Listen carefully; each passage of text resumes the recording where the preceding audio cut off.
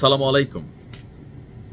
প্রধান উপদেষ্টা ডক্টর মোহাম্মদ ইউনূস তিনি গতকালকেও বলেছেন যে নির্বাচনকে ঘিরে একটা দল অথবা কিছু মানুষ চক্রান্ত করছে। তো দৃশ্যত আসলে কারা চক্রান্ত করছে, কারা নির্বাচনকে প্রতিহত করার জন্য, বাধাগ্রস্ত করার জন্য চেষ্টা করছে। আপামর দৃষ্টিতে আমরা যদি দেখি যে যেই দলগুলো ফেব্রুয়ারিতে নির্বাচন চায় না, নিশ্চয়ই তারাই। এখন মাঠ পর্যায়ে তো সবার আগে গোছালো হচ্ছে জামাত। তারা বিভিন্ন এলাকায় নিজেদের প্রতিনিধি তারা সিলেক্ট করে দিয়েছে, অলরেডি তারা প্রচার প্রচারণা চালাচ্ছে, নির্বাচনী ক্যাম্পেইনিং করছে। তো পিআর ইস্যুকে কেন্দ্র করে জামাতের যে অবস্থান বা তার সাথে আরো যে দলগুলোর অবস্থান, সরকার মনে করছে এই মুহূর্তে কোথাও না কোথাও এটা আসলে ডিস্টারবেন্স। অপরদিকে বিএনপি বলতেছে, আপনি গতকালকে ইশরাকের বক্তব্য দেখছেন, জীবন দিয়া দিবে প্রয়োজনে, কিন্তু এখানে কোন রকম কাহিনী করার আর কিন্তু সুযোগ দিবে না।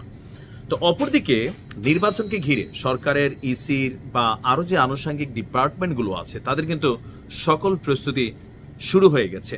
তো এর মাঝখানে নির্বাচন বানচাল নিয়ে নানান ঘটনা ঘটলেও ঘটতে পারে, কিছুটা আশঙ্কা তো থেকেই যায়। তো এর মাঝখানে এই মুহূর্তে রাজনীতির মাঠে ইউটার্ন নেওয়া, বিএনপিকেও কিছুটা ভয় কিন্তু ধরাই দিছে।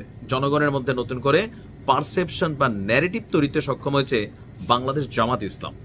তো এখন গতকালকে রাতে আপনারা জানেন যে ডক্টর মোহাম্মদ ইউনূস তিনি 4 জন সফর সঙ্গে নিয়ে যুক্তরাষ্ট্র গিয়েছেন। তো এখন এই যে যুক্তরাষ্ট্র সফরে যখন তিনি যাচ্ছেন, সেখানে কিন্তু জামাতের একজন নেতাও কিন্তু আছেন। তো জামাতের এই নেতাকে সহ নিয়ে যাওয়ার পরেও আজকে জামাত ইসলাম যেই আহ্বান দেশবাসীকে করছে, এটা আসলে নির্বাচনের ঠিক আগ মুহূর্তে বা প্রস্তুতিকালীন মুহূর্তে আসলে কতটুকু ফায়দাজনক হবে। তবে এই আন্দোলনের প্রধান ঢিলটা আমার ধারণা নির্বাচন না, সেটা হচ্ছে জাপা মানে জাতীয় পার্টিকে নিষিদ্ধ করা নিয়ে। যদিও বিএনপি তাদের অবস্থান জানিয়ে দিয়েছে যে তারা জাতীয় পার্টি বা অন্যান্য কোনো রাজনৈতিক দলকে নির্বাহী আদেশে আপনার কি বলা যে ব্যান করার পক্ষে না। আগামী ফেব্রুয়ারিতে জুলাই জাতীয় সনদের ভিত্তিতে অবাধ, সুষ্ঠু এবং গ্রহণযোগ্য নির্বাচন অনুষ্ঠানের দাবিতে কর্মসূচি ঘোষণা করেছে বাংলাদেশ জামাত ইসলামী। এই দাবিতে রাজপথে নামতে দেশবাসীর প্রতি আহ্বান জানিয়েছে জামাত ইসলাম।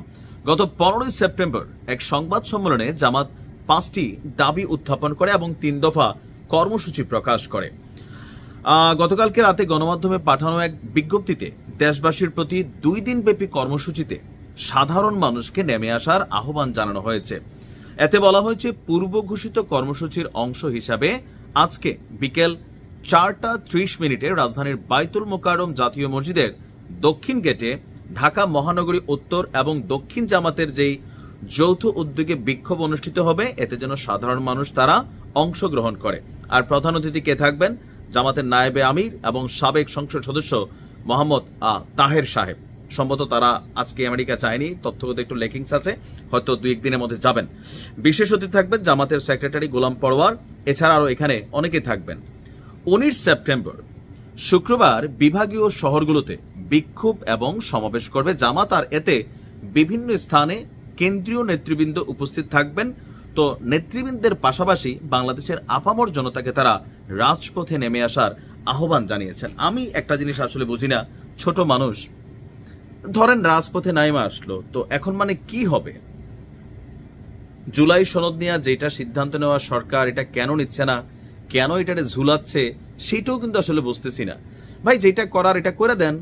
নাকি সরকার মনে করতেছে যে সোজা লাইনে কোনো কিছু করবো না, পাবলিক মাঠে মুখে নামবে, বা জুলাই সনদ কার্যকর করলে পরবর্তী সময় এই ইন্টেরিমের জন্য কি কোনো দায়ভার থাকে অদূর ভবিষ্যতে, যে দেখেন আমরা তো করতে চাই নাই। যেমন আওয়ামী লীগের যেভাবে নিষিদ্ধ করা হয়েছে, আওয়ামী লীগের কার্যক্রম, সো একটা মাঠের মধ্যে একটা বিক্ষোভ তৈরি হয়েছিল, রাতভর 2-1 দিন চলে গেল, পরবর্তীতে আমরা দেখলাম সরকার বাধ্য হয়ে এই সিদ্ধান্ত নিছে, তাই না? জাপার ক্ষেত্রে একটা সিস্টেম তৈরি হচ্ছে। অথবা জুলাই সনদ সরকারের যদি দেওয়া হয় তো দিয়ে দেন, এটা জাতীয় ঐকমত্যের যে বিষয় আছে, যেটাতে মিলছে মিলান, না মিললে নাই বাদ। এখন এটা নিয়ে জামাত মাঠে নামবে, পিআর নিয়ে মাঠে নামবে। দেশে ভাই এমনি অর্থনীতির অবস্থা খারাপ। ভাই, আমি নিজে একজন ব্যবসায়ী, বাংলাদেশে অনেক কোটি টাকা বিনিয়োগ আছে, তো সেইখানে আমি তো প্রতিদিন ক্ষতিগ্রস্ত হচ্ছি। এখন এগুলা থেকে দেশের কোনো পজিটিভ কোনো কিছু অর্জন হবে? এই ঘটনা থেকে আবার কোন ঘটনার দিকে যায়, কোন ঘটনাকে কেন্দ্র করে আগামী দিন কোন ঘটনা ঘটে, আওয়ামী লীগও একটা পরিকল্পনাতে আছে। তো সবকিছু মিলেয়া রাষ্ট্রকে অস্থিতিশীল করার চেয়ে বেটার হচ্ছে যে জিনিসগুলো বৈঠকের মাধ্যমে আলোচনা করে সমাধান করা যায় সেটা বৈঠকে করেন। আর বিক্ষোভ কর্মসূচিগুলো, ওই যে মানুষের চলাচলের পথ, রাজপথ ব্লক করা, এইটা করা সেইটা করা, আমার মনে হয় আপাতত এগুলো বন্ধ করে দেন, কারণ মানুষের অবস্থা ভালো না।